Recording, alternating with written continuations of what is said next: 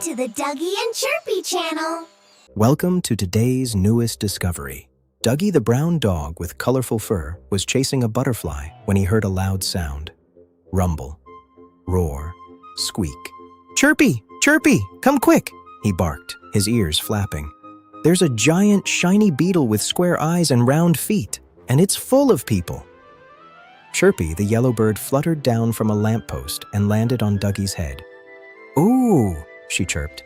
"It's so big, and it has windows like a house and wheels like a wagon, and it stops and opens its mouth, and people climb out." The big yellow vehicle let out a puff of air. "Shh!" Duggie backed up. "It breathed on me." Chirpy tilted her head. "Is it alive?" Duggie sat on the sidewalk and thought very hard. "I know what this is," he barked. "It's a giant rolling picnic basket. People sit inside and eat sandwiches while it rolls them to the park."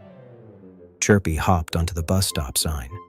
"No, silly dog. It's a moving playground for grown-ups. See the windows? Those are for waving at friends. And the door? That's the slide."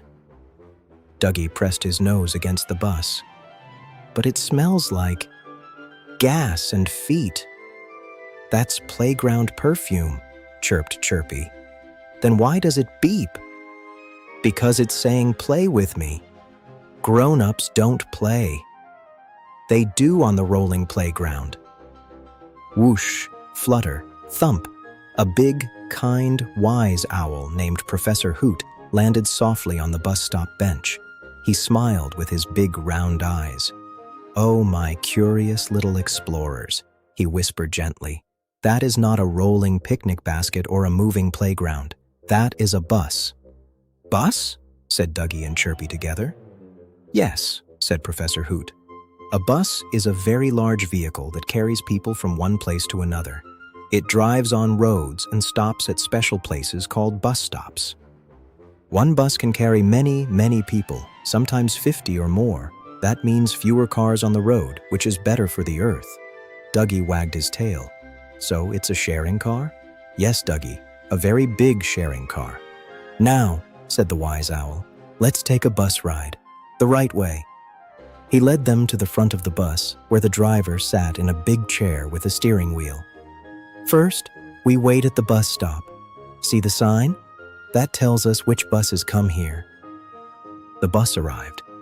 "Now we wave to the driver," said the owl, "and we say thank you when we get on." Duggie waved his paw. Chirpy flapped her wing. "Thank you," they both said. The driver smiled and opened the door. They climbed aboard. Duggie's paws made thump-thump sounds on the steps. Chirpy flew to a seat and landed softly. "Next, we find a seat and sit down," hooted Professor Hoot. "And we stay seated while the bus moves." Duggie found a window seat. Chirpy perched on his shoulder.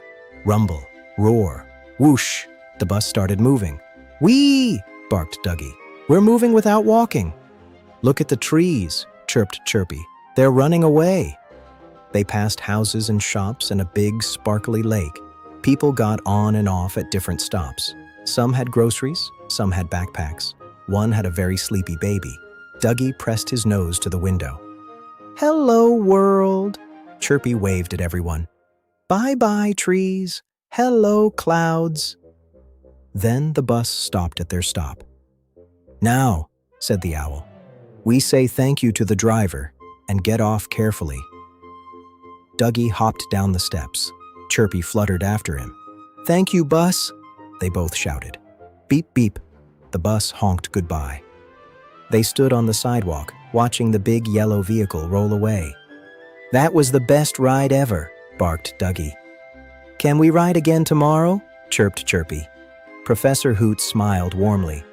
"The bus will be here. Same time, same stop, always ready to take you on a new adventure."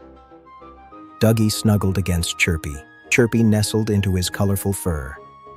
"Good night, bus," they whispered. And far down the road, the bus honked one last time. Beep, as if to say, "Good night, little friends."